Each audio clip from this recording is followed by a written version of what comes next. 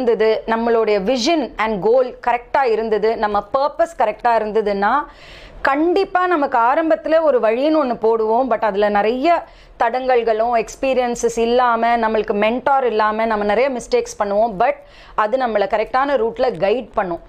ஆனால் இதில் நான் கற்றுக்கிட்ட இன்னொரு முக்கியமான விஷயம் என்னென்னா, நிறைய லேடிஸ் இப்போ எனக்கு முதல் வாய்ப்பு அது ஃபெயிலியர், ரெண்டாவது வாய்ப்பு அதை நானே விட்டு வந்தேன், மூணாவது ஒரு வாய்ப்பு. எத்தனை லேடிஸ்க்கு இந்த வாய்ப்பு கிடைக்கும்னு தெரியாது.